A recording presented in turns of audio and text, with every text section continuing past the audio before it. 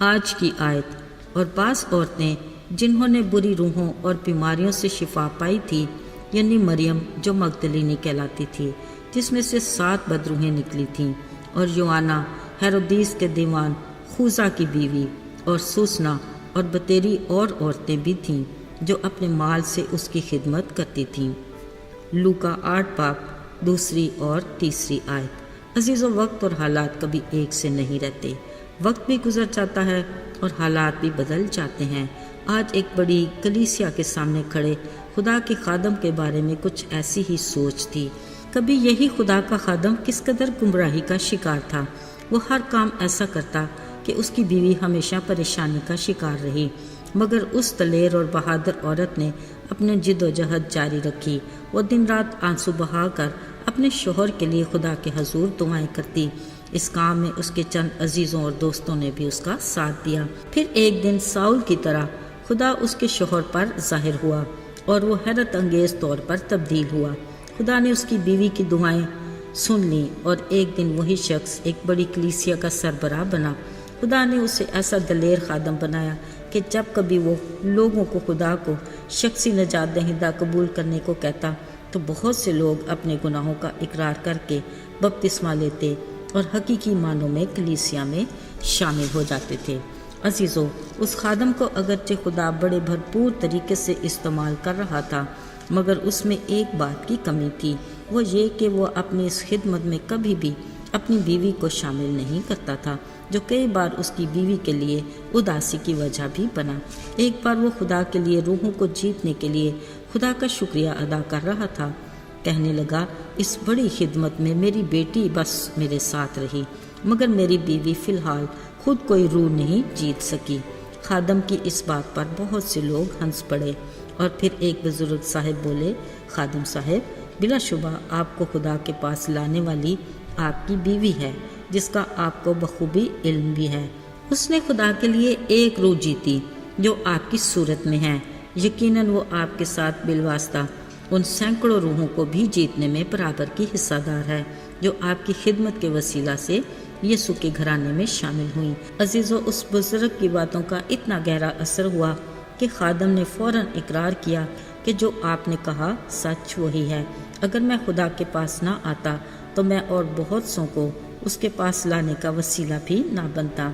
ساتھیو، بلا شبہ کچھ لوگ پس پردہ رہ کر خاموشی سے کام کرتے ہیں، مگر ان کا کام اور خدمت بھی اتنی ہی پر اثر ہے جتنی سامنے آنے والے کی ہے۔ یسوع کا شاگرد اندریاس اس کی خوبصورت مثال ہے۔ یاد رہے، وہی اپنے بھائی پطرس کو یسوع کے پاس لایا تھا، اور پھر یہی وہ پطرس تھا جو ایک دلیر خادم بنا، جس نے اپنے ایک ہی واز سے 3000 لوگ یسوع کے پاس لے آیا۔ گویا اندریاس نے پس پردہ محنت کی، جبکہ پطرس سرعام منادی کرتا تھا۔ ساتھیو، جہاں تک خواتین کا ذکر ہے تو بہت سی ایسی تھیں جو پس پردہ رہ کر اپنے شوہروں کی ایمان کی مضبوطی کا باعث بنی۔ اگر نوح کے دور کی بات کریں، نوح کی بیوی کا کہیں بھی کوئی ذکر تو نہیں ملتا، مگر اس کی خاموشی بتاتی ہے کہ وہ کسی بات میں بھی نوح کے لیے پریشانی کا باعث نہ بنی۔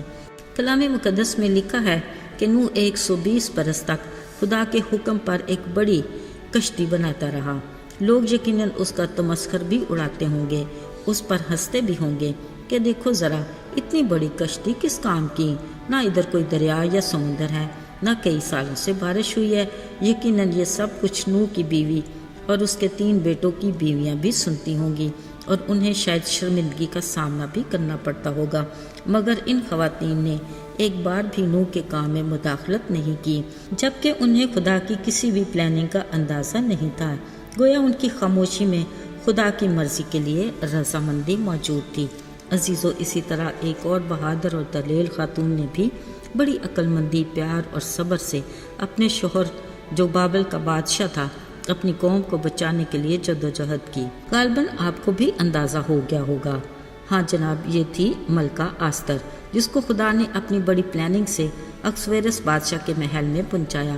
اسی کے دور میں حامان کی سازش کے باوجود بابل میں بسنے والے یہودیوں کو تاریخی فتح ملی۔ میرے عزیزو، اسی طرح یسوع کی زمینی زندگی بہت سی خواتین یسوع کی خدمت میں اس کی حصہ دار تھیں، جن میں مریم مگدلینی بھی شامل ہے، جس میں سے یسوع نے 7 بدروحوں کو نکالا اور اسے شفا عطا کی۔ اس کے ساتھ دوسری خواتین بھی تھیں جو خوشبودار چیزیں لے کر یسوع کی قبر پہ آئیں اور فرشتوں کی خبر کو یسوع کے شاگردوں تک پہنچایا کہ یسوع جی اٹھا ہے، جس میں مریم مگدلینی پیش تھی۔ عزیزو، آج کے دور میں بھی یقیناً خواتین خدا کی خدمت میں کسی سے پیچھے نہیں۔ بہت سی خواتین کلیسیائی کاموں میں اپنے کردار کو احسن طریقے سے سر انجام دے رہی ہیں، جو جوان لڑکیوں بہنوں کے لیے ایک اچھی مثال ہے۔ خداوند یقیناً آپ کو برکت دے گا۔ آئیے دعا کریں۔ اے قادر مطلق خدا، آج ہم خاص طور پر ان بہنوں بیٹیوں کو یاد کرتے ہیں جو تیرے حضور میں ہیں، جو کسی نہ کسی صورت میں تیری خدمت میں سرگرم عمل ہیں۔ انہیں بھرپور طریقے سے استعمال کرنا اور دوسروں کے لیے بابرکت بنانا، تاکہ تیرے نام کو جلال ملے۔ یسوع کے مبارک اور جلالی نام میں مانگتے ہیں، آمین۔